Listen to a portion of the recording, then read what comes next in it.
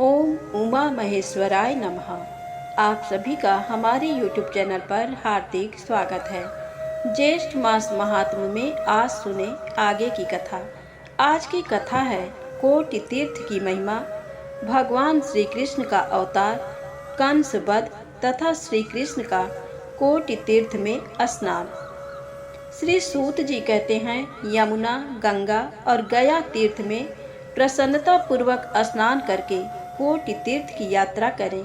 वह महापुण्यमय तीर्थ सब लोकों में विख्यात है। दुःस्वप्न, महापातक और बड़े बड़े विघ्नों का नाश करने वाला तथा मनुष्यों को परम शांति देने वाला है। पूर्व काल में दशरथ नंदन श्री रामचंद्र जी ने युद्ध में रावण को मारकर गंधमादन पर्वत पर लोकानुग्रह के लिए एक शिवलिंग की स्थापना की। उस लिंग का अभिषेक करने के लिए वे शुद्ध जल ढूंढने लगे, किंतु वैसा जल उन्हें प्राप्त नहीं हुआ। तब रघुनाथ जी ने मन ही मन गंगा जी का स्मरण करते हुए धनुष की कोटि से शीघ्र ही पृथ्वी को विदीर्ण किया। श्री राम के धनुष की वह कोटि रसातल तक पहुंच गई। फिर उन्होंने धनुष को पृथ्वी से ऊपर निकाला। तब उसी मार्ग से पाताल गंगा बाहर निकल आई। उसी जल से श्री रामचंद्र जी ने शिवलिंग का अभिषेक किया। श्री रामचंद्र जी की धनुष की कोटि से उस तीर्थ का निर्माण हुआ था, इसलिए वह तीनों लोकों में कोटि तीर्थ के नाम से विख्यात हुआ।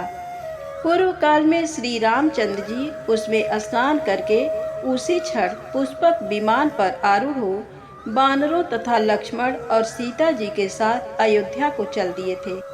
यदुवंश में वसुदेव नाम से विख्यात एक क्षत्रिय थे जो सूरसेन के पुत्र थे। उन्हीं दिनों भोज कुल में देवक की एक पुत्री थी जो देवकी के नाम से विख्यात थी।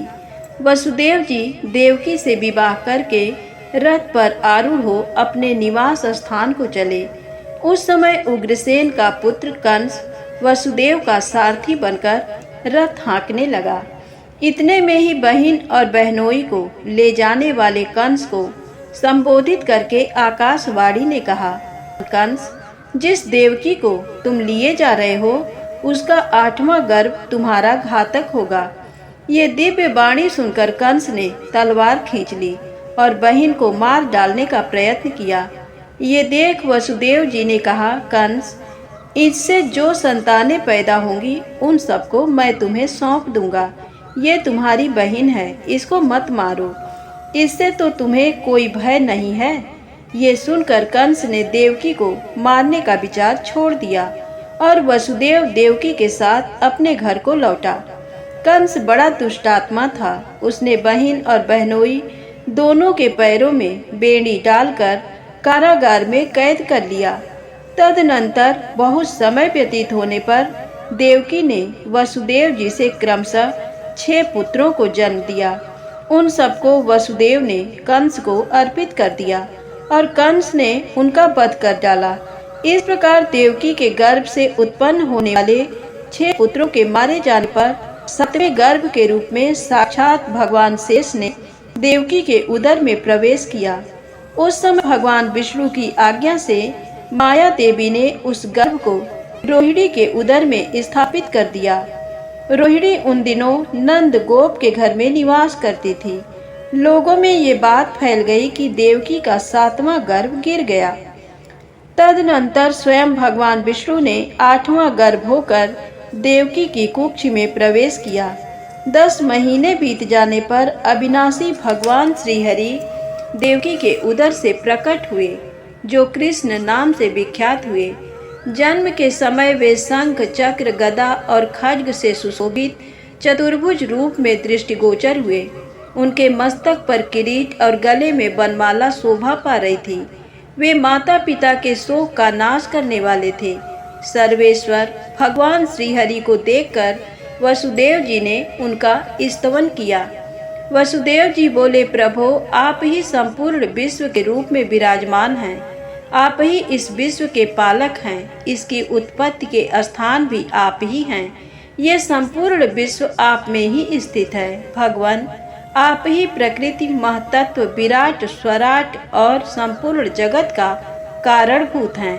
आपके पराक्रम का कोई परिमाण नहीं है। आप साक्षात नारायण हैं, आपको नमस्कार है। इस प्रकार स्तुति करने वाले वसुदेव को और देवी देवकी को भी प्रसन्न करते हुए भगवान श्री हरि ने कहा, माता और पिताजी, आप दोनों भयभीत ना हो, मैं कंस का वध करूंगा। नंद गोप की पत्नी यशोदा ने एक पुत्री को जन्म दिया है। वह सब लोगों को मोहने वाली मेरी माया ही है। आप मुझे ले जाकर यशोदा की सैया पर सुला दें और यशोदा की पुत्री को लाकर देवकी की सैया पर सुलावें। भगवान श्री कृष्ण के ऐसा कहने पर वसुदेव जी ने वैसा ही किया। देवकी की सैया पर सुलाते ही वह मायामयी पुत्री रोने लगी। बालक के रोने की ध्वनि सुनकर कंस व्याकुल चित्त होकर आया और सूतिका घर में घुसकर उसने कन्या को ले लिया। उसके मन में तनिक भी लज्जा और दया नहीं थी। उसने उस बालिका को ले जाकर पत्थर पर पटक दिया। उसके हाथ से छूटते ही वह बालिका 8 बड़ी बड़ी भुजाओं से युक्त, अस्त्र शस्त्रों से सुशोभित महादेवी के रूप में प्रकट हुई और कंस को पुकार कर अत्यंत कुपित होकर बोली, अरे पापात्मा कंस, ओ दुर्बुद्धे, रे मूर्ख, तेरे प्राणों को हरने वाला शत्रु कहीं न कहीं उत्पन्न हो गया है। अब तू अपनी मृत्यु रूप उस शत्रु की खोज करता रह। ऐसा कहकर देवी, जो मनुष्यों से पूजा पाकर उनका अभीष्ट सिद्ध करने वाली हैं, दिव्य स्थानों में चली गईं। देवी का वचन सुनकर कंस अत्यंत व्याकुल हो उठा। उसने अपना प्राणांत करने वाले शत्रु को पीड़ा देने के लिए तथा दूसरे दूसरे बालकों को भी सताने के लिए पूतना आदि बाल ग्रहों को भिन्न भिन्न स्थानों में भेजा। वे सभी बाल ग्रह नंद के गोकुल में गए और वहां श्री कृष्ण के हाथों मारे गए। तदनंतर कुछ दिन और बीत जाने पर बलभद्र और श्री कृष्ण गोकुल में बढ़कर सयाने हो गए। उन्होंने अनेक प्रकार की बाल क्रीड़ाओं से खेल किए।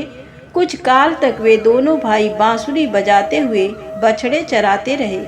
कुछ वर्षों तक गाय चराते रहे। उस समय वे वन में गुंजा और तापिच्छ के आभूषण धारण करते थे। इस प्रकार बलराम और श्री कृष्ण दीर्घ काल तक गोकुल में नाना प्रकार की लीलाएं करते रहे। एक समय कंस ने बलराम और श्री कृष्ण को बुलाने के लिए अक्रूर जी को गोकुल में भेजा। अक्रूर जी कंस की आज्ञा से जाकर उन दोनों भाइयों को गोकुल से मथुरा बुला ले आए। मथुरापुरी सुवर्णमय द्वार से शोभा पा रही थी।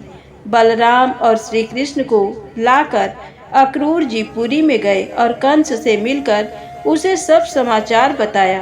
तत्पश्चात उन्होंने अपने घर में प्रवेश किया। तदनंतर दूसरे दिन वसुदेव के दोनों पुत्र अपने प्रिय मित्र गोप बालकों के साथ मथुरापुरी में आए। नगर की युवतियां उनके रूप गुण की प्रशंसा करती और वे उसे सुनते हुए आगे बढ़ते जाते थे। तदनंतर श्री कृष्ण ने बलराम के साथ धनुषशाला में जाकर दृढ़ प्रत्यंचा वाले बड़े भारी धनुष को देखा और सब रक्षकों को दूर भगाकर लीला पूर्वक उस धनुष को हाथ में ले लिया। फिर जब प्रत्यंचा चढ़ाने के लिए उसे झुकाया, तब बीच से टूटकर उसके 2 टुकड़े हो गए। धनुष टूटने का शब्द सुनकर वहां आए हुए बलवान रक्षकों को मारने के लिए उन दोनों महाबली बंधुओं ने धनुष के दोनों टुकड़े उठा लिए और उन्हीं से सबको मार गिराया। तत्पश्चात रंगशाला के द्वार पर खड़े हुए कुवलया पीड नामक हाथी को मारकर महान बल और पराक्रम से युक्त बलराम तथा श्री कृष्ण ने उसके दोनों दांत उखाड़ लिए और उन्हें हाथ से पकड़कर कंधे पर रखे हुए क्षण भर में वे रंग भूमि में जा पहुँचे। वहां उन दोनों ने चाड़ूर, मुष्टिक, बल तथा दूसरे दूसरे प्रमुख पहलवानों को मारकर परम धाम को पहुंचा दिया। फिर दोनों भाई शीघ्र ही उछलकर ऊंचे मंच पर चढ़ गए। वहां कंस एक ऊंचे आसन पर बैठा हुआ था।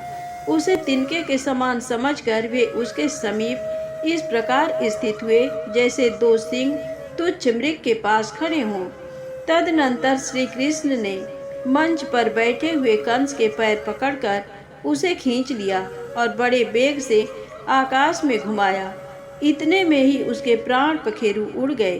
तब प्राण रहित कंस को उन्होंने धरती पर गिरा दिया। फिर बलराम जी ने भी कंस के 8 भाइयों को मुक्कों से ही मार गिराया। इस प्रकार कंस को मारकर श्री कृष्ण ने अत्यंत दुख भोगने वाले अपने माता पिता को कारागार के बंधन से मुक्त किया और अन्य सब लोगों को भी बलराम तथा श्री कृष्ण ने आश्वासन दिया।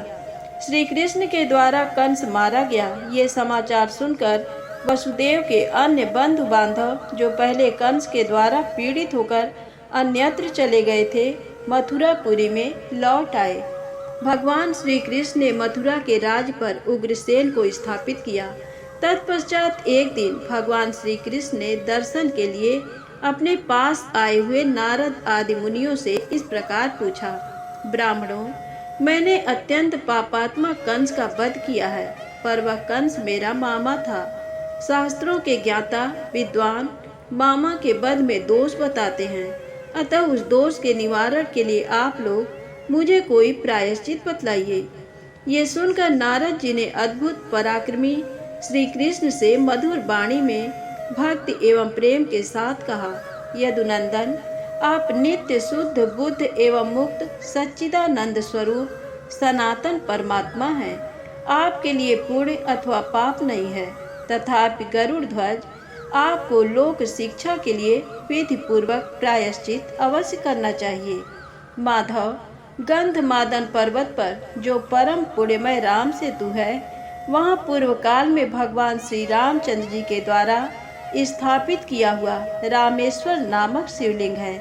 उसके अभिषेक के लिए जल की आवश्यकता होने पर श्री रघुनाथ जी ने धनुष की कोट से पृथ्वी को भेद कर एक तीर्थ प्रकट किया था, जो कोटि तीर्थ के नाम से विख्यात है। वह धर्म के लिए हितकर और पापों का नाश करने वाला तीर्थ है। आप उसी में स्नान करें। कोटि तीर्थ का स्नान ब्रह्म हत्या आदि का भी निवारण करने वाला है।